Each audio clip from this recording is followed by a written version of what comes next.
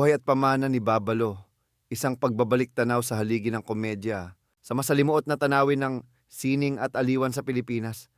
May mga natatanging pangalan na hindi lamang nag-iwan ng marka, kundi naging bahagi ng kolektibong kamalayan ng sambayanan. Ang mga alaalang iniukit nila ay hindi nasusukat sa dami ng pelikula o sa haba ng panahong ginugol sa entablado, kundi sa lalim ng epekto nito sa puso at isipan ng madla. Isa sa mga pangalang ito ay si Babalo, isang komedyante na ang buhay.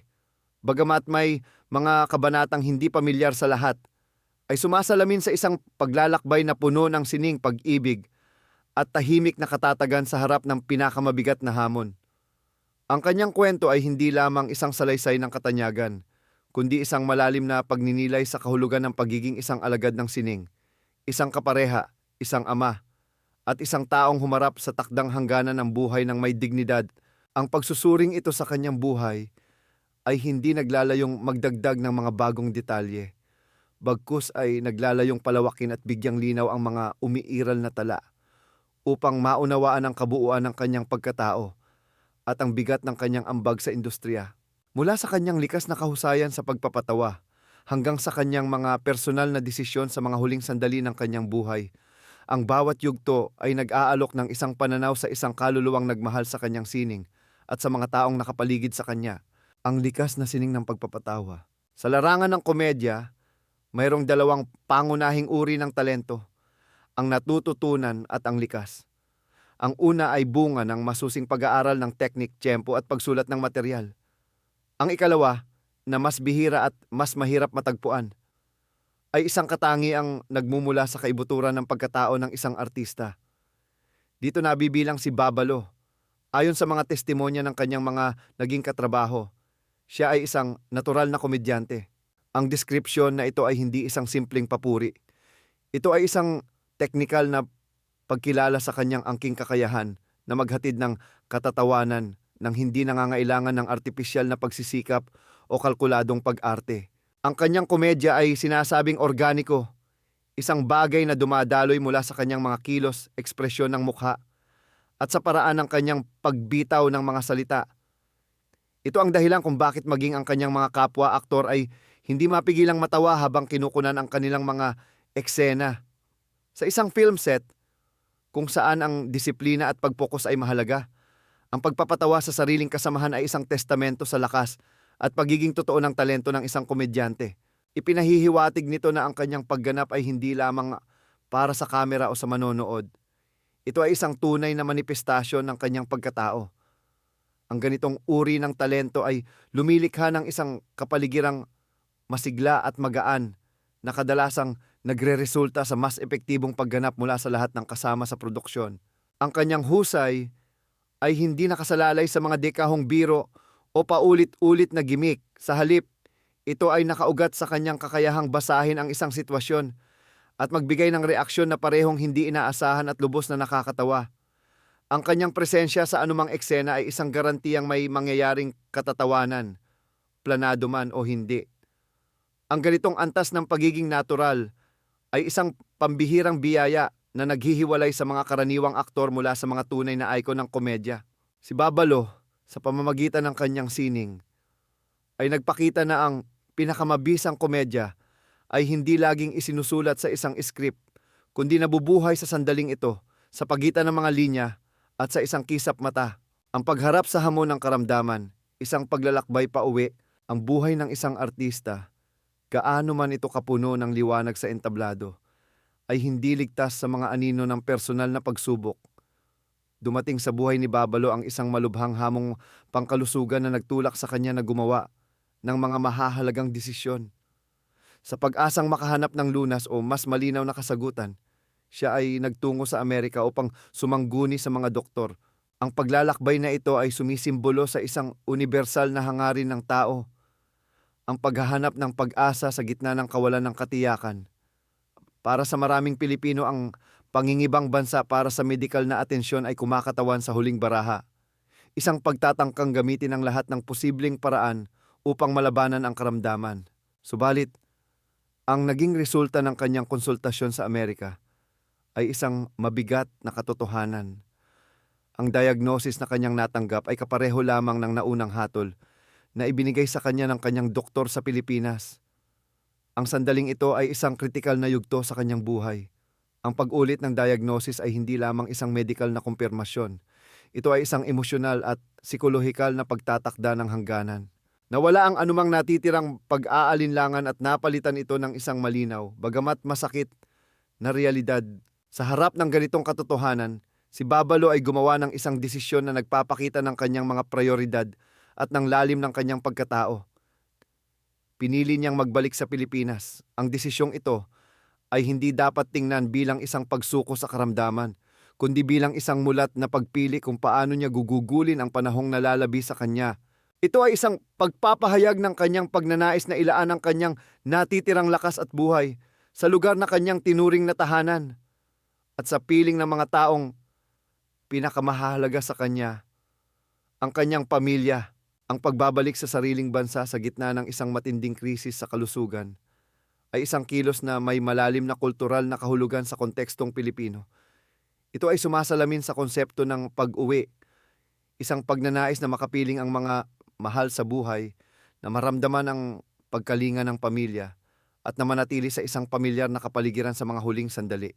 Ang kanyang desisyon ay isang pagtalikod sa malamig at impersonal na kapaligiran ng pagpapagamot sa ibang bansa at isang pagyakap sa init at pagmamahal ng sariling tahanan.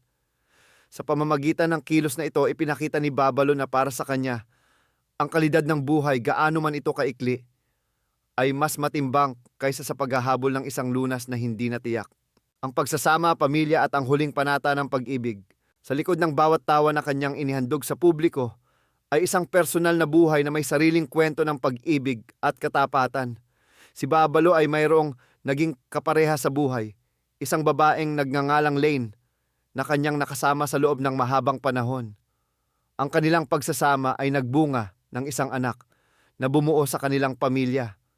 Gayunpaman, sa kabila ng haba ng kanilang relasyon at ng pagkakaroon ng anak, hindi sila agad nagpakasal. Ang kanilang sitwasyon bilang isang domestic partnership ay isang realidad na kinakaharap ng maraming mag-asawa sa modernong panahon. Ito ay isang pagsasama na nakabatay sa pagmamahal, pangunawa at pangako sa isa't isa. Kahit na walang basbas ng isang formal na seremonya, ang kanilang mahabang pagsasama ay nagpapatunay na ang tibay ng isang relasyon ay hindi palaging nasusukat sa pagkakaroon ng isang kasulatan, kundi sa pang-araw-araw na pagpili na manatili sa tabi ng isa't isa sa hirap at ginhawa. Ngunit sa pagdating ng pinakahuling kabanata ng buhay ni Babalo, isang mahalagang desisyon ang kanilang ginawa. Sa mga huling sandali ng kanyang buhay, pinakasalan niya ang kanyang domestic partner na si Lane. Ang kaganapang ito na nangyari sa gitna ng karamdaman at nalalapit na pamamaalam ay isang kilos na may malalim at maraming kahulugan. Sa isang banda, ito ay maaaring ituring na isang sukdulang pagpapahayag ng pag-ibig at pasasalamat. Ito ay isang formal na pagkilala sa babaeng naging kanyang katuwang sa loob ng maraming taon. Isang simbolikong paglalagay ng selyo sa kanilang pagsasama. Sa kabilang banda, ito rin ay isang praktikal na hakbang. Ang kasal ay nagbibigay ng legal na proteksyon at pagkilala sa kanyang asawa at anak. Natitiyak sa kanilang kapakanan sa kanyang pagpanaw. Ito ay isang huling tungkulin ng isang ama at asawa. Ang siguruhing maayos ang kalagayan ng pamilyang kanyang maiiwan. Higit sa lahat, ang pagpapakasal sa mga huling sandali ay isang kilos ng pagsasara at kapayapaan. Ito ay isang paraan upang ayusin ang lahat ng dapat ayusin, upang iwanan ang mundo ng walang anumang pagsisisi o hindi natapos na gawain. Ang seremonya, gaano mang kasimple, ay naging isang sagradong sandali ng pagkakaisa, isang panata na nagpatuloy hanggang sa huli. Ipinakita nito na sa harap ng kamatayan, ang pinakamahalagang bagay ay ang pag-ibig na nag-uugnay sa mga tao at ang mga pangakong binitawan sa isa't isa. Ang pamana at ang walang hanggang alaala, ang pagpanaw ng isang artista ay hindi nangangahulugan ng pagtatapos ng kanyang impluwensya. Ang kanilang mga gawa at ang mga alaala ng kanilang buhay ay mananatiling buhay sa puso ng mga taong kanilang naaantig. Sa kaso ni Babalo, ang kanyang pamana ay pinarangalan sa isang natatanging paraan. Ang pelikulang Tarzan na ipinalabas sa mga sinehan noong 1990 ay inialay sa kanyang alaala. Ang pag-aalay na ito ay isang makabuluhang pagkilala mula sa industriyang kanyang pinaglingkuran. Ito ay isang pampublikong pagpapahayag ng pasasalamat at paggalang sa kanyang kontribusyon. Isang paraan upang matiyak na ang kanyang pangalan ay hindi malilimutan kasabay ng paggulong ng panahon. Ang kanyang pamana, gayunpaman, ay hindi lamang matatagpuan sa mga kredito ng isang pelikula.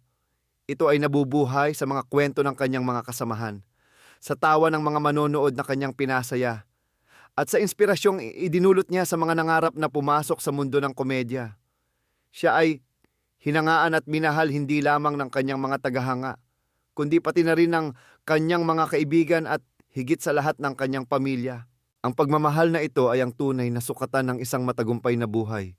Si Babalo ay naging isang inspirasyon at nag-iwan ng isang hindi mabuburang tatak sa puso ng mga Pilipino. Ang kanyang kwento ay isang paalala na ang isang buhay na inilaan sa pagbibigay ng saya sa iba ay isang buhay na may malalim na kabuluhan. Ang kanyang pagiging natural sa kanyang sining, ang kanyang katatagan sa harap ng pagsubok, at ang kanyang pagpapahalaga sa pamilya ay mga aral na mananatili. Siya ay habang buhay na magiging bahagi ng mayamang kasaysayan ng industriya ng showbiz sa Pilipinas.